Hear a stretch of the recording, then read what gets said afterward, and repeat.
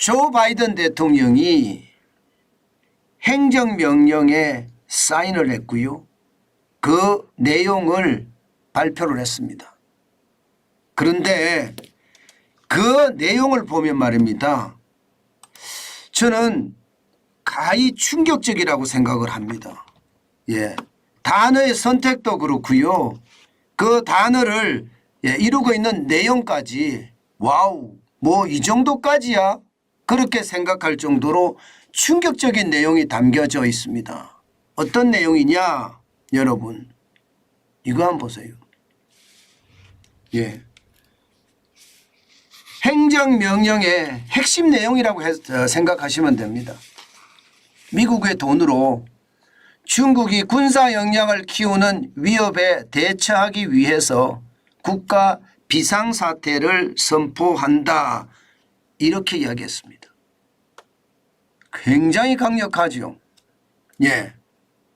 이게 차세대 기술 전쟁이 이제 본격적으로 붙었다. 이렇게 이야기할 수가 있고요. 미중 어떤 무역 전쟁이라고 해야 되나요? 아니면 패권 전쟁이라고 해야 되나요?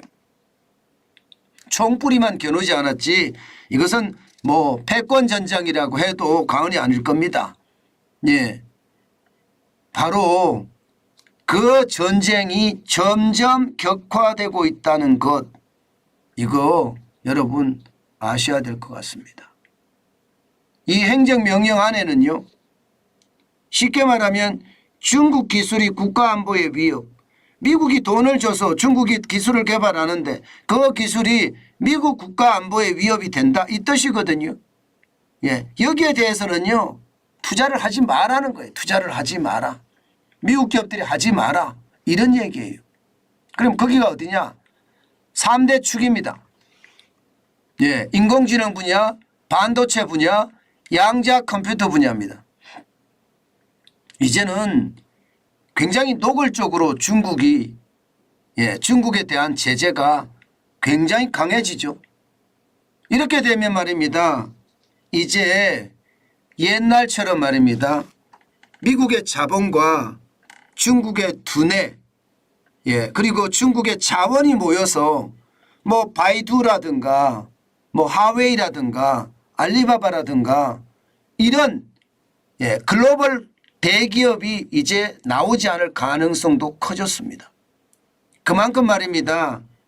미국의 자본이 중국에 투자하면 안 된다. 그런 이야기예요. 오죽했으면 국가 비상사태라는 표현을 썼겠습니까? 오죽했으면. 그 정도로 말입니다. 강력하다는 뜻입니다. 인공지능 분야에 만약에 투자를 안 하게 되면 바이두가 지금처럼 계속 성장을 할 수 있을까요? 센스타임은요.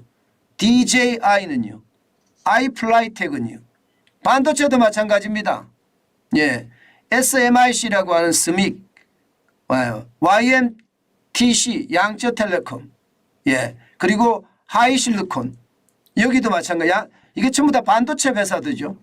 그리고 양자 컴퓨터도 알리바바나 바이두나 오리진 퀀텀이나 화웨이나 이게 자금이 있어야지 기술을 개발하고 시장이 있어야지 팔아먹는데 지금 이렇게 말입니다.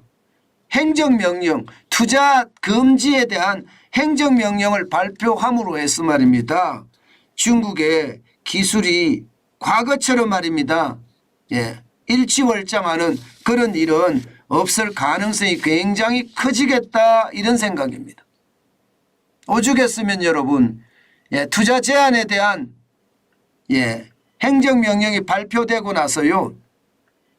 뉴욕타임스는요. 1970년대 닉슨 대통령과 헨리 키신저 국무장관이 중국과 대화를 나누면서 관계가 회복된 이래 가장 어려워지는 순간이 온다, 이런 이야기까지 했습니다. 바로 여기에서 우리가 주목할 필요가 있습니다. 지금이 끝났다는 이야기가 아니죠. 지금이 끝났다가 아니라 이제 미중 전쟁은 지금 시작이라는 뜻이에요. 미중 전쟁은. 여기에다가 말입니다. 여기에다가 미국만 이렇게 투자 금지를 할까요? 그렇지 않을 겁니다.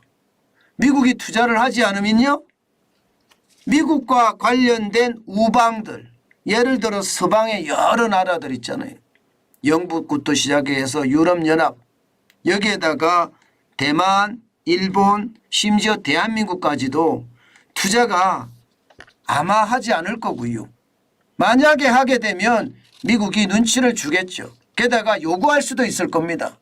그렇게 되면 중국의 경제는 어떤 식이든 타격을 받을 수밖에 없고요.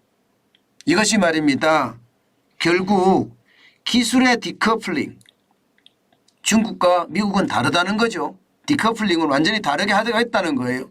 여기에다가 자본의 디커플링까지 현실화되면서요, 아마 미국의 규제와 중국의 보복이 지금 계속 반복되면서 세계 경제가 굉장히 어려워질 가능성, 저는 높아진다고 생각을 합니다. 실제로 여러분, 미국의 투자는 굉장히 많이 줄었습니다.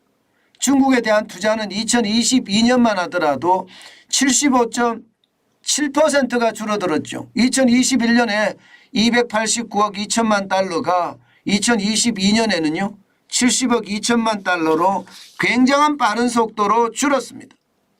그 대신에 말입니다, 대체 투자처가 지금 여기저기 떠오릅니다. 뭐 일본이 그 대상이요, 인도가 그 대상이요, 베트남이 그 대상이요, 인도네시아가 그 대상입니다. 그런 것을 보면 지금 중국을 대신해서 대체 투자처가 계속해서 나타난다는 것, 우리도 반드시 이거 알고 있어야 되고요. 저는 더 중요한 게 있다고 생각해요. 더 중요한 게 뭐냐, 지금 대한민국도 중국에 대한 투자를 줄이고 있거든요. 보시는 것처럼 대한민국 올 1분기에 전년 동기 대비하면 89.2%나 줄였습니다. 2022년에 65억 9천만 달러를 투자를 했는데 올 1분기에는 6억 7천만 달러밖에 안 되거든요. 굉장히 많이 줄였다는 뜻이에요. 그러면 여러분, 우리는 여기서 어떤 모양새를 택해야 될까요? 결국 말입니다. 결국 우리는요, 중국을 대체하는 투자처, 대한민국이 돼야 돼요. 지금 현재까지는요, 대한민국이 되지 않고 있습니다. 대체 투자처의 최고로 떠오르는 데가 일단 일본이고요, 베트남이고요, 인도, 인도네시아, 뭐 심지어 대만까지도 대체 투자처가 되는데, 대한민국이 지금 대체 투자처가 제대로 형성되지 못한다는 거, 이게 조금 안타깝기는 합니다.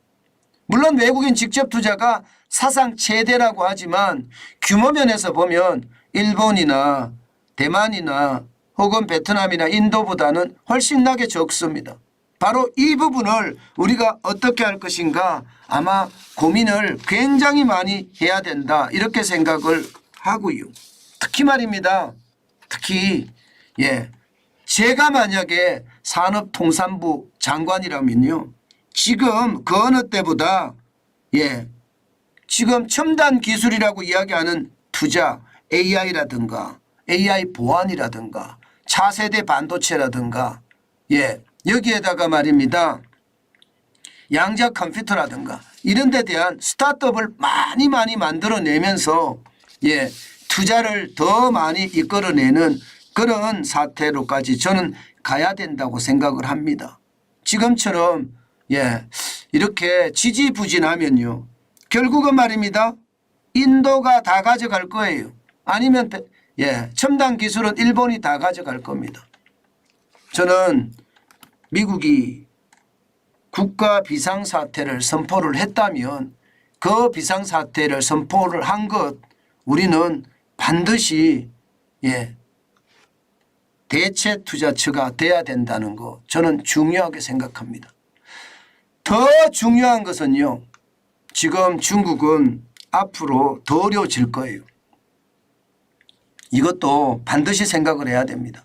지금 수출만 하더라도 5월에 마이너스 7.5%죠.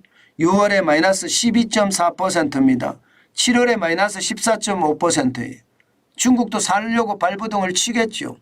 실제 말입니다. 중국도 살려고 발버둥을 치는 게 뭐 대한민국에게 중국인 단체 관광을 열어줬잖아요. 너네들한테 우리가 베푸니까 너네들도 와서 기업 그만 철수시키고 너네들도 투자를 해라. 이런 뜻의 어떤 한미가 숨어 있지 않을까요? 저는 그런 생각을 하거든요. 그렇기 때문에 여러분 반드시 우리가 조심해야 될 게 중국의 경제는 어려워진다는 걸 가정을 해야 됩니다. 게다가 수출도 지금 이렇게 줄어들면 이게 소비 말할 것도 없고요. 실업률도 지금 엄청납니다. 청년 실업률이라고 이야기하는 16세에서 24세 실업률을 보면 여러분 6월 달에 21.3%입니다. 이러면 안 망할까요? 이러면 안 망한다는 말이 저는 쉽지 않아 보여요. 앞으로 중국의 경제가 예상보다가 훨씬 더 어려워진다는 뜻입니다. 지금 1분기 성장률이 4.5%였고요. 2분기 성장률은 6.3%였습니다. 좋아지는 듯 보이지만 앞으로의 고난은 더 커질 가능성이 있다는 것 반드시 기억을 하시고요. 미국의 국가 비상사태라는 어떤 극단적인 용어까지 써가면서 말입니다. 중국에 대한 견제감을 확실하게 드러내고 있기 때문에 여기에 대해서는 여러분 우리가 조심하는 수밖에 없습니다.